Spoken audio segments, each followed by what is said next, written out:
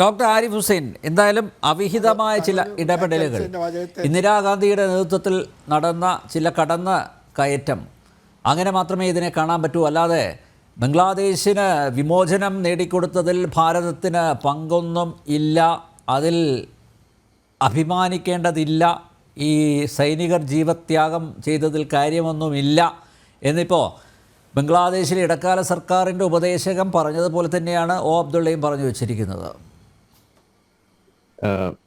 ഇവിടെ പറഞ്ഞ കാര്യം കേൾക്കുമ്പോൾ സത്യത്തിൽ ചിരിക്കണോ കരയണോ എന്നറിയില്ല. അതാണ് സത്യാവസ്ഥ. കാരണം എന്താണോ മൗദൂദി പറഞ്ഞത്, ആ പറഞ്ഞ സംഗതികളെ അതേപോലെ തന്നെയാണ്. ആ ശരി, ഇത് കഴിഞ്ഞിട്ട് നിങ്ങൾക്ക് കരയാം, ആദ്യം ഞാൻ കരയട്ടെ. അപ്പൊ പറഞ്ഞു വന്നത് ഇതാണ്, അതായത് എന്താണോ മൗദൂദി പറഞ്ഞത് അത് അതേപോലെ ഇവിടെ പറയട്ടെന്നേ. ഈമാൻ, നിങ്ങൾ ക്ഷമ കൈക്കൊള്ളൂ. ഓക്കെ, യെസ്, അറബിയൊക്കെ ഇവിടെ ഉണ്ട്. അപ്പൊ ഞാൻ സമാധാനായിട്ടിരിക്കൂ, ഒന്ന് സമാധാനായിട്ടിരിക്കൂ. ഓക്കെ, അനാവശ്യമായിട്ട് ശബ്ദം ഉണ്ടാക്കുന്നത് കഴുതുകളുടെ ശബ്ദമാണ് ഖുറാനിൽ എഴുതിയിരിക്കുന്നത്, അതെന്നെ കൊണ്ട് വായിപ്പിക്കരുത്. ഓക്കെ, അപ്പൊ ഞാൻ പറയട്ടെ. അതായത് ഇവിടെ പറയുന്നത് എന്താണ്, ഞാൻ പറഞ്ഞില്ല, ഖുറാനിൽ എഴുതിയ കാര്യം ഞാൻ പറയാൻ സമ്മതിക്കുന്നേ. ശരി, ഞാനൊന്ന് പറയട്ടെ. ഞാനൊന്ന് പറയട്ടെ. നിങ്ങളിങ്ങനെ വെകളി കൊണ്ടാലോ. ഒരു വാക്ക് ഞാൻ പറയട്ടെ. താങ്കൾ പറഞ്ഞപ്പോ ആരും ഇടപെട്ടില്ലല്ലോ, പ്ലീസ്. ഓക്കെ, അപ്പൊ മൗദൂദി പറഞ്ഞ കാര്യങ്ങൾ ഇവിടെ പറയുമ്പോൾ സത്യത്തിൽ നമ്മൾ വിചാരിക്കുന്നത് എന്തോ നല്ല കാര്യം പറഞ്ഞു എന്ന രീതിയിലേക്ക് വരുത്തി തീർത്തുകൊണ്ട് ഇവിടെ വെള്ള പൂശുന്ന ആരെയാണ്, ഇതാണ് നമ്മളിവിടെ നോക്കേണ്ടത്. സത്യത്തിൽ ഒന്നാമത്തെ കാര്യം എനിക്കിവിടെ പറയാനുള്ളത്, ഈ നന്ദികേടോ എന്ന് പറയുന്നൊരു ടൈറ്റിലിൽ ഇട്ടിട്ട് ഈ ഒരു വിഷയത്തെ ചർച്ച ചെയ്യുന്നതിനോട് എനിക്ക് വിയോജിപ്പുണ്ട്. കാരണം ഞാൻ മുന്നേ പറഞ്ഞിട്ടുള്ള കാര്യമാണ്, അത് ഒരു സൈക്കോളജിക്കൽ ട്രേറ്റ് എന്നുള്ള രീതിയിൽ എടുത്ത് നോക്കുകയാണെങ്കിൽ തന്നെ ഈ നന്ദി കാണിക്കുക, നന്ദികേട് കാണിക്കുക എന്ന് പറയുന്നതും പറയിപ്പിക്കുന്നതും ആ ഒരു രീതിയിൽ കാര്യങ്ങളെ കാണാൻ ശ്രമിക്കുന്നത് തന്നെ ഒരു ശരിയായ രീതിയല്ല. ഒരു നാർസിസ്റ്റിക് ട്രേറ്റ് ആണത്. അതിനോട് വിയോജിപ്പുള്ള ഒരാളാണ് ഞാൻ. അത് ആര് പറഞ്ഞാൽ, ഇപ്പോൾ നമ്മൾ സാധാരണ പറയും കിറ്റ് കിട്ടിയവർ മിണ്ടരുത് എന്ന് പറയുന്ന നിലയിൽ നമ്മളുടെ ഇവിടുത്തെ കമ്മ്യൂണിസ്റ്റുകാർ പറയുമ്പോൾ അവരോട് നമ്മൾ പറയുന്ന കാര്യം ഇത് തന്നെയാണ്. അപ്പം നമ്മളൊരു സഹായം ചെയ്തു, അല്ലെങ്കിൽ എന്തെങ്കിലും ഒരു കാര്യം നമ്മൾ ചെയ്തു, അതിൻ്റെ പിന്നിൽ നിങ്ങൾക്ക് ഹൂറി കിട്ടുന്നോ, അല്ലെങ്കിൽ കിറ്റ് കിട്ടിയില്ല മിണ്ടരുതെന്നോ, അല്ലെങ്കിൽ നിങ്ങൾക്ക് അങ്ങനെ സാധനം തന്നു അതുകൊണ്ട് ഇനിയൊന്നും ചെയ്യരുത് പറയരുത്, അല്ലെങ്കിൽ തിരിച്ച് നിങ്ങൾ നന്ദി കാണിച്ചു കൊള്ളണം എന്നുള്ള രീതിയിൽ പറഞ്ഞു വെക്കുക എന്ന് പറയുന്നത് ശരിയല്ല. ഒന്നാമത്തെ കാര്യം അതാണ്. ഭാരതത്തെ സംബന്ധിച്ചിടത്തോളം ഒറ്റ കാര്യമുള്ളൂ, അതിൻ്റെ അതിർത്തി രാജ്യങ്ങളിൽ പെട്ടിട്ടുള്ള ആളുകൾ, അതിൻ്റെ ഭാഗങ്ങളായിട്ട് നിന്നിട്ടുള്ള ആളുകൾ, അവർക്ക് വേണ്ടിയിട്ട് എപ്പോഴും സഹായങ്ങൾ എത്തിക്കുന്നു.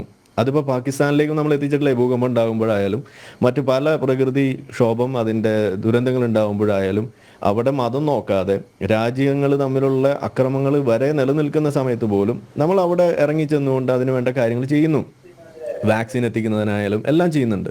അപ്പോൾ അങ്ങനെ നോക്കുമ്പോൾ ഒരു ഘട്ടത്തിൽ യുദ്ധം കൊണ്ട് പൊറുതിമുട്ടുകയും അതേപോലെ തന്നെ ഹിന്ദുക്കളായിട്ടുള്ള ആളുകളെ പ്രത്യേകിച്ചും അവരെ തെരഞ്ഞുപിടിച്ച് 1971 ആ ഒരു കാലഘട്ടത്തിൽ റസാക്കർ അവരുടെ ആ ഒരു നേതൃത്വത്തിൽ അവിടെ നടത്തിക്കൊണ്ടിരുന്ന ഹിന്ദു ജനോസൈഡ്, അങ്ങനെ തന്നെ നമ്മൾ വിളിക്കണം, അങ്ങനെയുള്ള കാര്യങ്ങൾ നടക്കുമ്പോൾ അതിൽ ഇടപെട്ടുകൊണ്ട് അതിനെയൊക്കെ അവസാനിപ്പിക്കുന്നതിന് വേണ്ടിയിട്ട് ചെയ്തിട്ടുള്ള ആ നീക്കത്തെ അത് വേറെ രീതിയിലേക്ക് വളച്ചുകൊണ്ട് പോകുന്നതിനെ നമുക്ക് തെറ്റൊന്നും പറയാൻ കഴിയില്ല. കാരണം കാർട്ടൂണുകളാണ് അദ്ദേഹം അതിന് വേണ്ടിയിട്ട് അവലംബിച്ചിരിക്കുന്നത്, ഇതിനെ വിമർശിക്കുന്ന ആളുകൾ.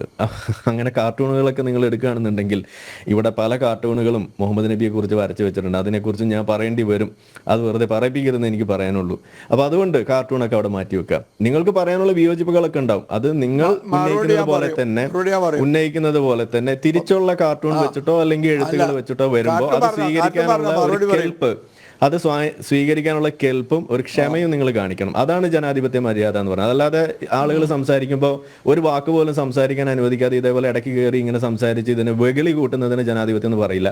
അതിന് അസഹിഷ്ണുത എന്ന് തന്നെയാണ് നമ്മൾ പറയാ. അതിന് നിങ്ങളുടെ നിലവാരമില്ലായ്മ എന്ന് തന്നെയാണ് പറയാ. ഇനി അടുത്ത കാര്യം ഇതിൽ പറയാനുള്ളത്, ഒന്ന് സമാധാനിക്കും. അസ്സബ്റു നിസ്മുൽ ഈമാൻ, ഒരു 10 തവണ ദിക്ർ ചൊല്ലി അവിടെ ഇരിക്കും. ഓക്കെ, അപ്പൊ ഞാൻ ഇനി പറയാനുള്ളത് ഇവിടുത്തെ ഈ ഒരു വിഷയത്തില് അവിടെ നമ്മൾ പറയുന്ന ഈ മൗദൂദിയുടെ കാര്യം പറയുമ്പോൾ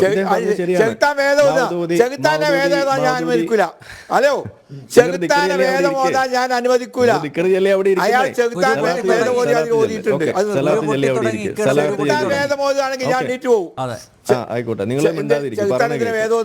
നേരത്തെ എഴുന്നേറ്റ് ചെകുത്താൻ പോകല്ലേ, please. ചെകുത്താൻ വേദം ഓതും. ഓക്കെ, ചില സമയങ്ങളിൽ അങ്ങനെയാണ്. തുടങ്ങിയേ നിങ്ങൾ ഉള്ളൂ, കേൾക്കൂ. ഓക്കെ, തുടങ്ങിയേ ഉള്ളൂ. ചെകുത്താനെ നിങ്ങൾ വണ്ടി പ്ലെയിൻ പിടിച്ചു പോയിട്ട് കല്ലെറിയുന്ന ആൾക്കാരല്ലേ, ഇത്ര ചെലവല്ലേ, അപ്പൊ കുറച്ച് ചെലവുണ്ടാവും. അപ്പൊ സമാധാനമായിട്ടിരി പറയുന്നത് കേൾക്കും. അപ്പൊ ഇവിടെ പറയാനുള്ളത് ഇനി ഈ മൗദൂദി പറഞ്ഞത് ശരിയാണോ? ശരിയാണ്. പക്ഷെ എന്താ കാര്യം എന്ന് ചോദിച്ചു കഴിഞ്ഞാൽ മൗദൂദി എന്താ പറഞ്ഞത് നിങ്ങൾ വരികളിലൂടെ ഒന്നുകൂടി നോക്കൂ. ഇപ്പോ നിങ്ങൾ ഈ പാകിസ്ഥാനുമായിട്ട് പോകുമ്പോ അതൊരു ലെസർ ഗോളാണ്. നിങ്ങൾ വെയിറ്റ് ചെയ്യൂ. നമുക്ക് പാകിസ്ഥാൻ മാത്രം പോരാ, ഇന്ത്യ മൊത്തം നമുക്ക് ഇസ്ലാമിക രാജ്യമാക്കണം എന്ന് പറഞ്ഞ സാധനത്തെയാണ് ഇവിടെ എടുത്തു പറഞ്ഞിട്ട് മൗദൂദി പാകിസ്ഥാൻ ഉണ്ടാകുന്നതിന് എതിരാണെന്ന് പറയുന്നത്. മൗദൂദി പാകിസ്ഥാൻ ഉണ്ടാകുന്നതിന് എതിരായിരുന്നു, ശരിയാണ്. പക്ഷെ മൗദൂദി എന്താ ബാക്കി പറഞ്ഞത്? നമുക്ക് പാകിസ്ഥാൻ മാത്രം പോരാ, ഇന്ത്യ മൊത്തം നമുക്ക് ഇസ്ലാമിക രാജ്യമാക്കണം എന്ന് പറഞ്ഞതിനെയാണ് ഇദ്ദേഹം ഇവിടെ എന്താണ് നമ്മളിപ്പോ glass is half empty half full എന്ന് പറയുന്ന പോലെ പുള്ളി അതിനെ ഉൾട്ട ആക്കിയിട്ട് പറയാണ്. ഇതാണ് ഇവിടെ സംഭവിച്ചത്. ഇന്ത്യ മൊത്തം ഇസ്ലാമിക രാജ്യമാക്കണമെന്ന് പറഞ്ഞ് നടന്നിരുന്ന ആളെയാണ് ഇവിടെ വെള്ളപൂശിയത്. ഇതാണ് ഈ ജമാഅത്ത് ഇസ്ലാമിക്കാരുടെ തനി കൊണമെന്ന് പറയുന്നത്. ഇത് നമ്മൾ അനുവദിക്കാൻ പാടില്ല. ഓക്കെ, ഇനി അടുത്ത കാര്യം ഇവിടെ പറയുന്നു. ഈ ജമാഅത്ത് ഇസ്ലാമിയുടെ അതിന്റെ വക്താക്കളായിട്ടുള്ള ആളുകളുടെ എന്താണ് മുജീബ് റഹ്മാന്റെ പ്രതിമ അടക്കം അവരുടെ ഫാദർ ഓഫ് നേഷൻ ആയിട്ടുള്ള മുജീബ് റഹ്മാനെ വരെ അവമതിക്കുന്ന രീതിയിലേക്ക് കാര്യങ്ങൾ ഇന്നിപ്പോൾ എത്തുന്നത് നമ്മൾ കാണുമ്പോൾ ഇവിടെ നമ്മൾ എന്താ പറയുന്നത്? ഇവിടെ ഇദ്ദേഹത്തെ പോലുള്ള ആളുകൾ എന്താ പറഞ്ഞു വെച്ചിരിക്കുന്നത്? നമ്മളുടെ അബ്ദുള്ള, അതായത് ഇത് അവർക്കെതിരായിരുന്നു, അവരുടെ ഇച്ഛയ്ക്ക് എതിരായിരുന്നു എന്നാ പറയുന്നത്. ശരിയാണ്, അവരുടെ ഇച്ഛയ്ക്ക് എതിര് തന്നെയായിരുന്നു. അത് ആ ഇച്ഛയോടൊപ്പം നിന്ന ആളുകൾ ആരാണ്? അതായത് ഹിന്ദു കൂട്ടക്കൊല നടത്തുന്ന സമയത്ത് ജമാഅത്തെ ഇസ്ലാമിക്കാരായിട്ടുള്ള ആളുകൾ 1971 ആ കാലഘട്ടത്തിൽ ബംഗ്ലാദേശിൽ ഹിന്ദുക്കളെ കൊന്നു തള്ളുന്ന സമയത്ത്, ഹിന്ദുക്കളായിട്ടുള്ള സ്ത്രീകളെ ബലാത്സംഗം ചെയ്ത് കൊല്ലുന്ന സമയത്ത് അത് ചെയ്യുന്ന ജമാഅത്ത് ഇസ്ലാമിക്കാർ ആയിട്ടുള്ള ആളുകൾക്ക് അനുകൂലമായിട്ട് നിന്നിട്ടുള്ള ആളുകളാണ് ഈ ഇന്ത്യയിൽ ഇവിടെ ഇരുന്ന് സംസാരിക്കുന്ന ഈ അബ്ദുള്ള അടക്കമുള്ള സീറോ അബ്ദുള്ള അടക്കമുള്ള ഈ ജമാഅത്ത് ഇസ്ലാമി, ഇന്ത്യയിലെ ജമാഅത്ത് ഇസ്ലാമി. അതിന്റെ വക്താക്കൾ ഇവിടെ ഇവിടെ തന്നെയല്ലേ പറഞ്ഞത്? ജമാഅത്ത് ഇസ്ലാമിയോടൊപ്പം ഇവിടെ നിങ്ങൾ പറഞ്ഞത് അതിന്റെ ഭാഗമായിട്ടുള്ള അതിന്റെ വക്താവായിട്ടുള്ള മീഡിയ വൺ അടക്കം മാധ്യമടക്കമുള്ള ചാനൽ അടക്കം അതിന്റെ ഭാഗമായിട്ടുള്ള ആളുകൾ നിങ്ങൾ ഇവിടെ ഇരുന്നിട്ട് ഇത് പറയുമ്പോൾ ഉൾപ്പുണ്ടോ എന്ന് എനിക്ക് ചോദിക്കാനുള്ളൂ. അപ്പൊ അതുകൊണ്ട് നിങ്ങളുടെ ഈ ഇരട്ടത്താപ്പും നിങ്ങളുടെ ഈ മുതലക്കണ്ണീരും അതൊക്കെ കൈവെക്കുക. നിങ്ങൾ ഈ തരത്തിൽ ചരിത്രത്തിലെമ്പാടും ഇത്തരത്തിലുള്ള പ്രശ്നങ്ങൾക്ക് എന്നും വഴിവെച്ചിട്ടുള്ള, കലാപം ഉണ്ടാക്കുന്നതിന് എന്നും വഴിമരുന്നിട്ടിട്ടുള്ള, അതിന്റെ വെടിമരുന്നുമായിട്ട് നടന്നിട്ടുള്ള നിങ്ങളെ പോലുള്ള ആളുകൾ മൗദൂദിയെ പോലും വെളുപ്പിക്കുന്നത് നമ്മൾക്ക് ഇവിടെ കാണുമ്പോൾ മിണ്ടാതിരിക്കാൻ കഴിയില്ല. നമ്മൾ പറയാനുള്ളത് പറയും. നിങ്ങൾക്ക് താങ്ങില്ല എന്ന് നമുക്കറിയാം. നിങ്ങൾ നേതാക്കന്മാർ എന്ന് പറയുമ്പോൾ നിങ്ങൾ നേതാവായിരുന്നു എന്നല്ല പറയുന്നത്, അതിന്റെ വക്താക്കളായിരുന്നു നിങ്ങളുടെ മുന്നേ ഉള്ള ആളുകൾ അതിനെ സപ്പോർട്ട് ചെയ്ത ആളുകളായിരുന്നു. അതാണ് ഇവിടെ പറഞ്ഞു വെക്കുന്നത്. അത് കളവല്ല. നിങ്ങളെ ഞാൻ ചാലഞ്ച് ചെയ്യാണ്. ഇവിടുത്തെ ജമാഅത്ത് ഇസ്ലാമി അന്നെടുത്ത കൈക്കൊണ്ട ആ നിലപാടെന്ന് പറഞ്ഞു കഴിഞ്ഞാൽ ബംഗ്ലാദേശിലെ ജമാഅത്ത് ഇസ്ലാമിയോടൊപ്പം നിൽക്കുന്ന കാഴ്ചയാണ് നമ്മളിവിടെ കണ്ടത്. അതിന്റെ വക്താക്കളാണ് നിങ്ങളൊക്കെ. അതിന്റെ ബാക്കിയാണ് ഇന്ന് നമ്മൾ കാണുന്ന ഈ മീഡിയ വണ്ണ്, മുക്കാൽ മീഡിയ അടക്കമുള്ള സാധനങ്ങൾ. അപ്പൊ അതുകൊണ്ട് നിങ്ങൾക്ക് അങ്ങനെ കൈ കഴുകാൻ കഴിയില്ല. അതൊക്കെ നിങ്ങൾ വേറെ വല്ല സ്ഥലത്തും പോയി പറഞ്ഞാൽ മതി എന്നേ നമുക്ക് പറയാനുള്ളൂ. അപ്പൊ അതുകൊണ്ട് നമ്മൾ ഇത്രേ പറയുന്നുള്ളൂ. ഈ നന്ദികേട് എന്നുള്ള വാക്ക് ഞാൻ ഇവിടെ പരാമർശിക്കുന്നില്ല. ഇന്ത്യ എപ്പോഴും ഇതുപോലുള്ള സംഗതികളിൽ ഇടപെടണം, അതിൽ നമ്മൾ കാര്യങ്ങൾ പറയണം. പക്ഷെ ഇവിടെ ഈ വിഷയത്തെ എടുത്തു വെച്ചുകൊണ്ട് ജമാഅത്ത് ഇസ്ലാമിയെ വെളുപ്പിക്കാനും അവിടെ ബംഗ്ലാദേശിൽ നടന്നിട്ടുള്ള വിഷയത്തെ വെളുപ്പിക്കാനും അന്ന് നടന്ന ഹിന്ദു കൂട്ടക്കൊല ഇല്ല എന്ന് പറഞ്ഞു വെക്കാനുമാണ് നിങ്ങൾ ശ്രമിക്കുന്നുണ്ടെങ്കിൽ അത് നടപ്പില്ല.